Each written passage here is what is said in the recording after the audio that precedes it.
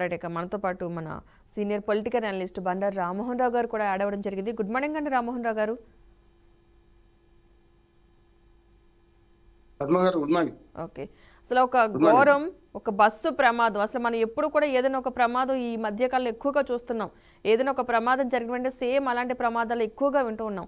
ఇప్పుడు అర్ధరాత్రి 2 గంటల తర్వాత ఇప్పుడు బస్సు ప్రమాదం, బస్సు మంటల్లా కాలిపోవడం జరిగింది. ఆ బస్సు టైర్ పంచర్ అవ్వడం వల్ల అదుపు తప్పి డివైడర్ని ఢీకొట్టడం, ఎదురుగా వచ్చిన కంటైనర్ లారీని ఢీకొట్టడం, ఇవి రెండు కూడా అగ్నికి ఆహుతవడం. అంటే అప్పుడు ఫైర్ రావడం. కానీ ప్రయాణికులు అయితే సురక్షితం, కానీ lorry driver, cleaner and bus driver ముగ్గురు కూడా స్పాట్లో చనిపోయారు. సో మన ఈ ఘటన ఏ విధంగా చూడాలి, అసలు ఇలాంటి ఘటనలు ఎంత చర్యలు తీసుకుంటున్న అధికారులు? అంటే ప్రమాదం జరిగినప్పుడు హడావిడే తప్ప తర్వాత దాన్ని పట్టించుకోవట్లేదు, కానీ ఇలాంటి ఘటనలు మరలా జరుగుతూ ఉన్నాయి.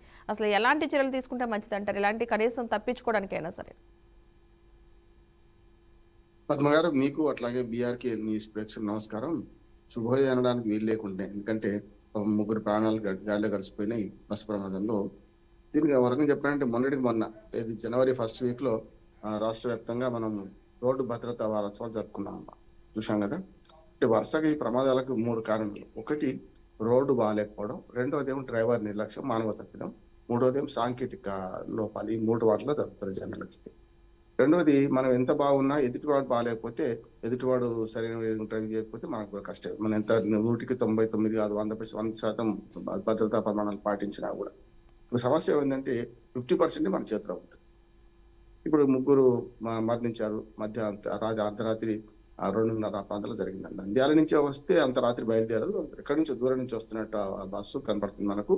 నంద్యాల దాటి కర్నూలు మధ్యన జరిగింది కనుక ఆల్మోస్ట్ ఆల్ అర్ధరాత్రి 2-2:30 మధ్యన కనుక ఒకటి ఎవరైతే సహాయం చేసిండో పక్క డ్రైవర్ ఎవరో, అది మాత్రం మంచి పని చేశారు. ఎందుకంటే 36 మంది ప్రాణాలు సేఫ్ అయింది. ఎందుకంటే మిగతా ముగ్గురు కూడా, 2 డ్రైవర్లు క్లీనర్ అయితే పైన పడుకుంటాడు. ఒక రకంగా చెప్పాలంటే అసలు అప్పుడు క్లీనర్ నడిపిస్తున్నారు, డ్రైవర్ నడిపిస్తున్నారు కూడా చూడాలి. ఇక్కడ సమస్య ఏంటంటే క్లీనర్ కేవలం సీట్లలో కూర్చున్నారా, వాళ్ళు కింద టాయిలెట్ పోయించిన మళ్ళీ వచ్చి కూర్చున్నారా లేదా, సీట్లను నిండే అవి చూసుకోవాల్సి పడేది.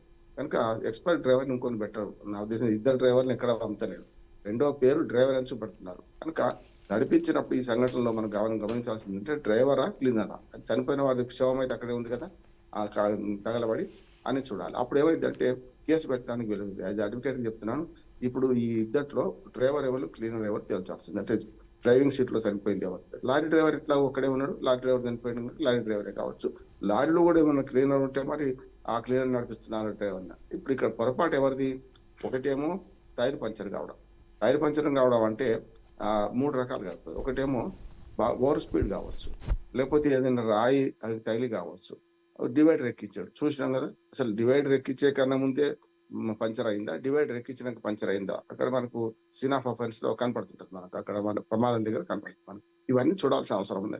కానీ తూతు పందరంగా ఏం చేస్తారంటే, ప్రమాదం జరిగినప్పుడే మాట్లాడుకుంటున్నాం. మొన్నటికి మనం చూసాం కదా, 19 మంది చనిపోయిన సందర్భం చూసాం. బెంగళూరు బస్సు.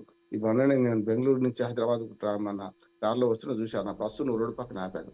నేనేమంటున్నానంటే, కొంచెం ప్రయాణికులకు కూడా భయం కలగాలంటే ఇటువంటి బస్సులు, కాలిపోయిన బస్సులు, లేకపోతే పెద్ద యాక్సిడెంట్ జరిగిన కార్లు అవన్నీ కూడా రోడ్డు పక్కన ప్రదర్శించాలి. యాక్చువల్ రోడ్డు పక్కన ఎందుకంటే చూశాను నేను కనుక, దాని ప్రదర్శన ఇట్లా స్పీడ్ థ్రిల్స్ బట్ కిల్స్ అని చెప్పి దాని మీద ఒక స్లోగన్ రాసి, మామూలు అడ్వర్టైజ్మెంట్ చేస్తాం కదా, రకరకాలుగా రోడ్డు భద్రత గురించి కూడా అడ్వర్టైజ్మెంట్ చేస్తాం కదా, దానిలో ఇట్లాంటి ప్రత్యక్ష సంగతులు చూపిస్తే ఇంకా మంచిది అంటున్నాను. అప్పుడు ఏమవుతుంది అంటే, కొంత పోయేవాడికి, స్పీడ్ పోయేవాడికి కూడా కొంచెం అదుపులో కొట్టుకుంటాడు కదా కొంతవరకు అని మాట. రెండోది ఏంటంటే, అధికారులు కూడా ఏదైనా సంఘటన జరగగానే స్పందిస్తున్నారు తప్ప, మళ్ళీ అందరూ మర్చిపోతున్నాం కదా. మన 19 మంది ప్రయాణికులు చనిపోయిన బెంగళూరు బస్సులో చూస్తే వెంటనే ఒక వారం రోజులు అటు ఇటు అన్ని చూశారు. ఆ తర్వాత ఏమైంది, మళ్ళీ హల్చల్ ఎటుపోయింది? అవినీతి తిమింగలాలు రవాణా శాఖలు అన్ని రాష్ట్రాల్లో ఉన్నారు ఒకటి. రెండోది ఏంటంటే, మన దగ్గర రిజిస్ట్రేషన్ కాకుండా రిజిస్ట్రేషన్ ఛార్జెస్ ఎక్కువని, నాగాలాండ్ అని, మనకు ఈశాన్య భారతదేశంలో త్రిపుర కానీ అక్కడి నుంచి రిజిస్ట్రేషన్ చేసుకొని బస్సులు ఇక్కడ నడుపుతున్నారు.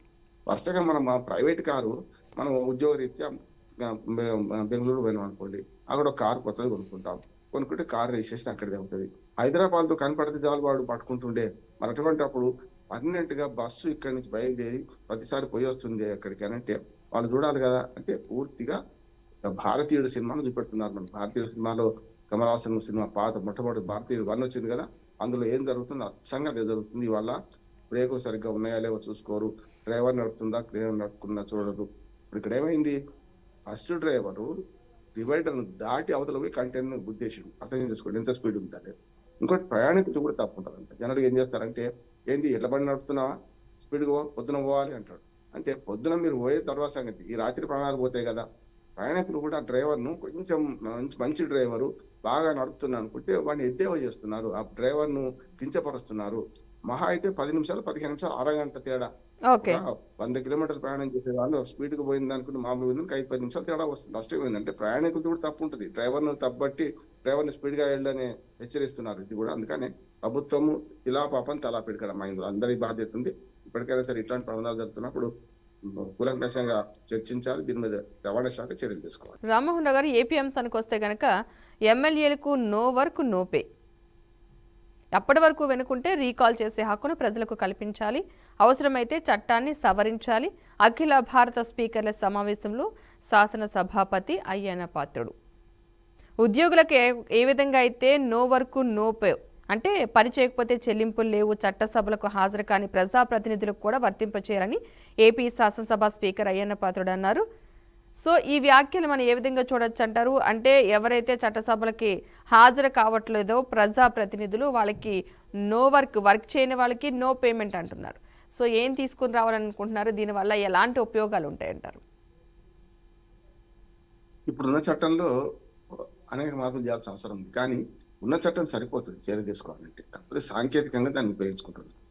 ఉదాహరణకి ఏంటంటే, వరుసగా 60 రోజులు శాసనసభ సమావేశం అయిన 60 రోజుల వరకు వరుసగా హాజరు కాకపోతే అప్పుడు మాత్రమే అనర్హత వేడిపడే అవకాశం ఉన్నది. అది గ్రామ పంచాయతీ యాక్ట్ నుంచి మొదలు పెడితే అసెంబ్లీ దాకా అది వర్తిస్తుంది. గ్రామ పంచాయతీలు అయితే ఇంకా 15 రోజులు. సర్పంచ్ గారు సర్పంచ్లు వచ్చారు కనుక అది కూడా చెప్పాలి. మనం 15 రోజులు ఊళ్ళో లేకపోయినా 15 రోజులు వరుసగా యాత్రలకు పోయినా ఎటు పోయినా కొంత అంటే నైట్ హాల్ట్ అంటే జనరల్ గా ఏం చేస్తారు, ఎక్కడ ఉంటున్నారు, పర్మనెంట్ రెసిడెంట్ అంటే అక్కడ పడుకుంటున్నారు, అక్కడ ఓ ఇల్లు ఉందనే కదా. అట్లా అప్పుడు లేకపోతే 15 రోజులు కనుక సర్పంచ్ లేకపోతే చెలవు పెట్టుకోవాలి, ఉప సర్పంచ్కు వాళ్ళకి ఛార్జీ ఇవ్వాలి. మరి అటువంటి అప్పుడు ఎమ్మెల్యేలు ఎంపీలకు ఏం చేయాలి, వాళ్ళకి ఛార్జీ ఇవ్వాల్సిన అవసరం లేదు. ఎందుకంటే ప్రజాప్రతినిధి కనుక ఎగ్జిక్యూటివ్ తిరుగుడే ఉంటుంది కదా, వాళ్ళకు అసెంబ్లీ సమావేశాలు కానీ పార్లమెంట్ సమావేశం జరిగినప్పుడు మాత్రం అక్కడికి పోవాల్సి ఉంటుంది. కనుక వాళ్ళకి చట్టం చెప్తే ఈ చట్టం సరిగ్గా అమలు చేస్తే సరిపోతుంది. కానీ వీళ్ళు ఏం చేస్తున్నారు, చట్టాన్ని దొరకకుండా ఇప్పుడు ఇక్కడ కేసీఆర్, అక్కడ జగన్మోహన్ రెడ్డి, అట్లానే మనకు ఎమ్మెల్యేలు వీళ్ళందరూ ఏం చేస్తున్నారంటే 60 రోజులు అనగానే వరుసగా 60 రోజులు సమావేశాలు ఎప్పుడు జరగవు.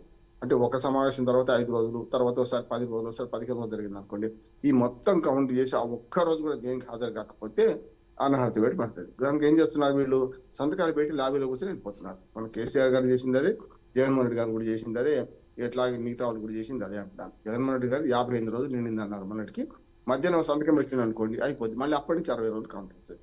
అంటే మన ప్రతి ప్రాణం దక్క అన్నట్టు సతీ సావిత్రి సినిమా చూపెడుతున్నారు కూడా. అంతే. ఇంకోటి ఏంటంటే పదవి ఇవ్వకుండా సంతకాలు పెడితే ఒక సంతకం పెడితే అయిపోతుంది చూస్తున్నారు.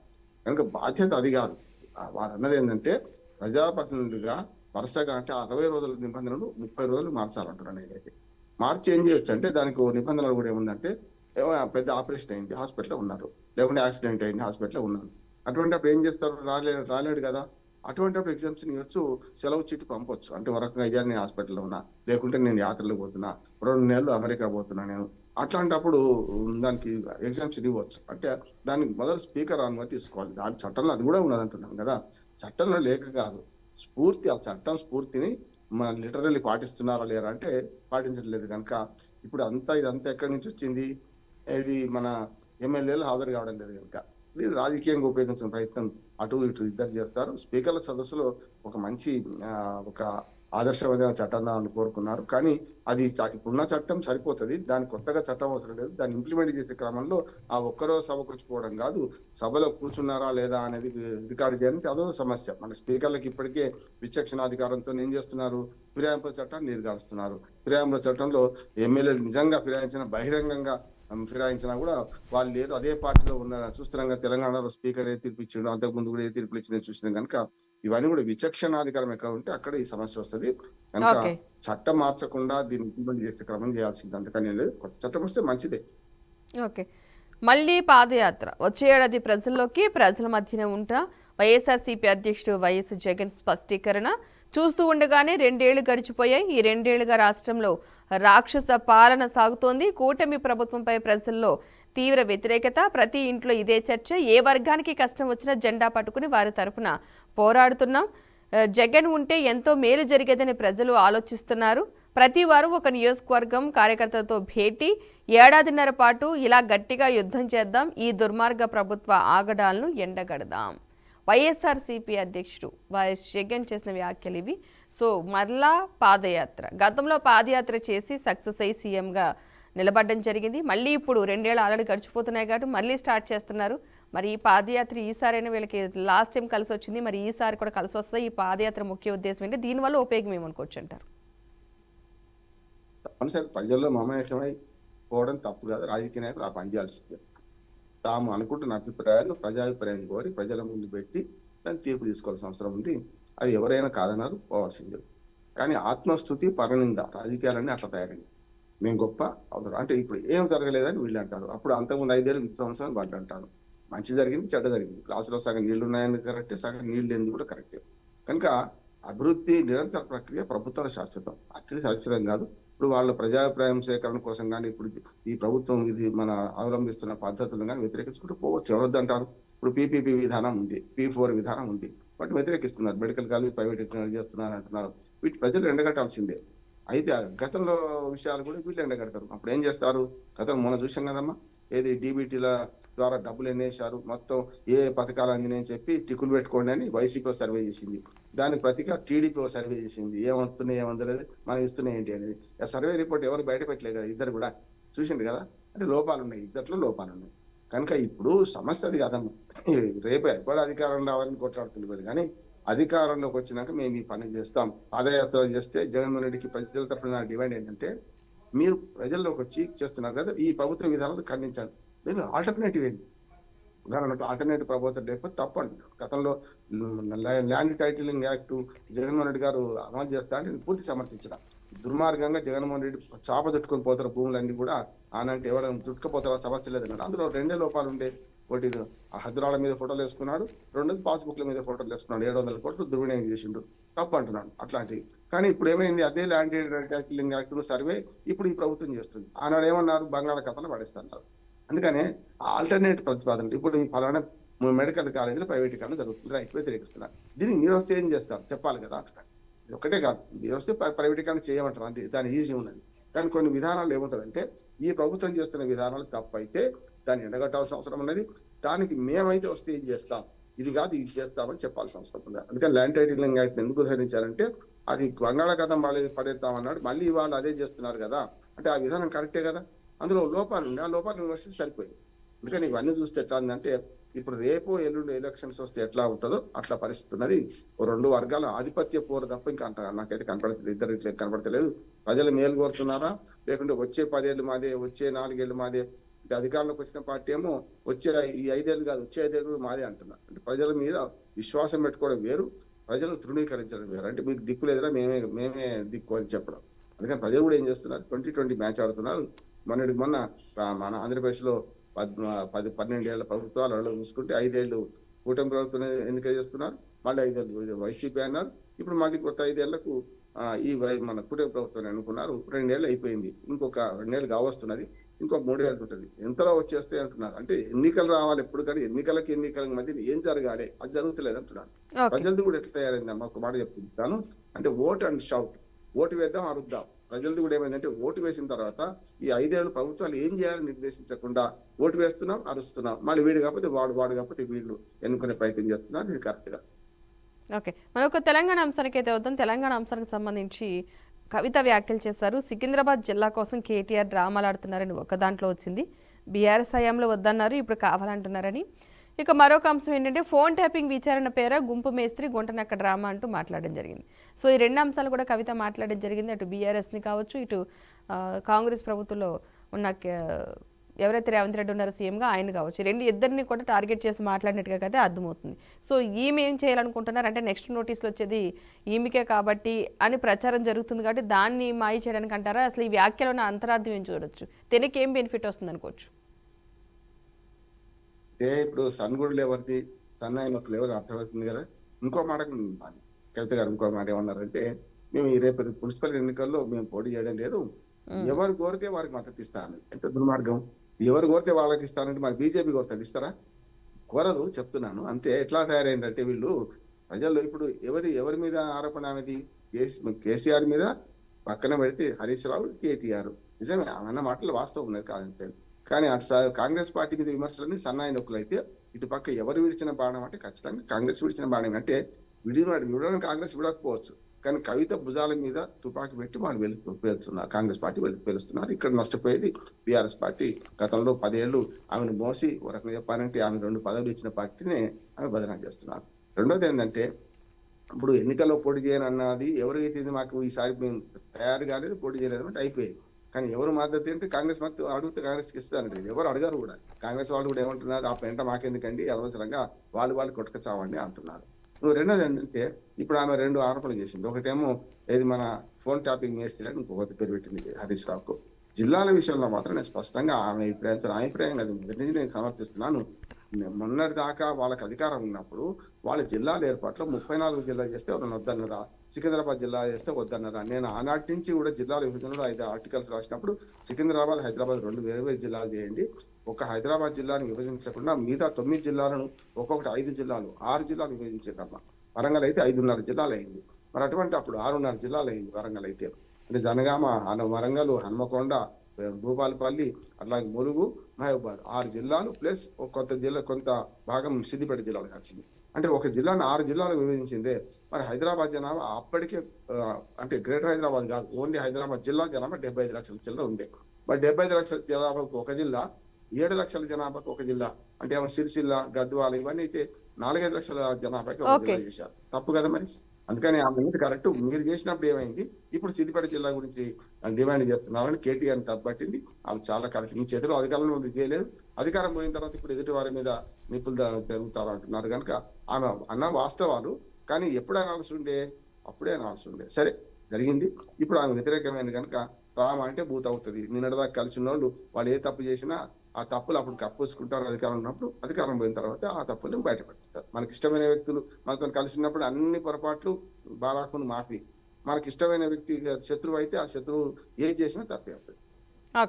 మరొక అంశం అయితే చూద్దాం. అసలు ట్రంప్ గోల్కి సంబంధించి ఒక అంశం అయితే ఉంది. మేము అడుగుతున్నది ఒక ఐసు మొక్క, అది కూడా ఖనిజాల కోసం కాదు, రక్షణ కోసం మాత్రమే. గ్రీన్లాండ్ స్వాధీనానికి నాటో అంగీకరించాల్సిందే, దానికోసం బలప్రయోగం అయితే చెయ్యం. దావోస్ సదస్సులో ట్రంప్ స్పష్టీకరణ. అసలు ట్రంప్ వ్యాఖ్యలు మనం ప్రతిదీ కూడా ఒక్కొక్కటి మేమేమి బలప్రయోగం చేయమని చెప్తూనే చేయాల్సిన చేస్తున్నారు. ఎప్పుడు కూడా ట్రంప్ ఒక మాట మీద నిలబడింది లేదు, ఎప్పుడు కూడా ఏది నచ్చితే అది మాట్లాడడం తెలిసిందే. సో మరి ఈ వ్యాఖ్యలు కూడా మనం ఏ విధంగా చూడొచ్చు అంటారు? ఇంకో మాట కూడా మీరు చెప్పిన దానికన్నా ఇంకొక మాట కూడా, నాకేమన్నా అయితే ఇరాన్ సంగతి ఉండదు అని కదా.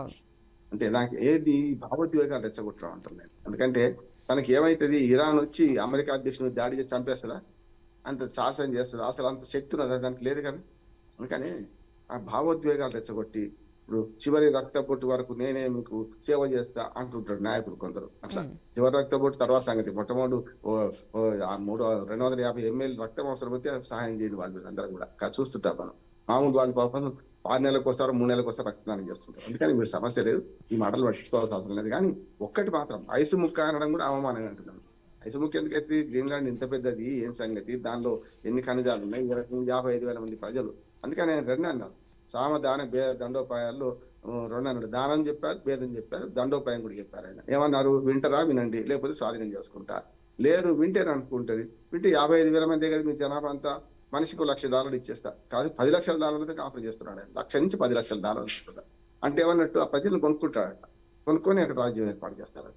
మరి నాటో కూటమి దేశాలు ఏమన్నట్టు, ఇవాళ గ్రీన్లాండ్ దాన్ని పాలిస్తున్న మనకు డెన్మార్క్, అక్కడి నుంచి మిగతా దేశాలని కూడా నాటో కూటమిలో మీరు ఈ పని చేస్తున్న తప్పు.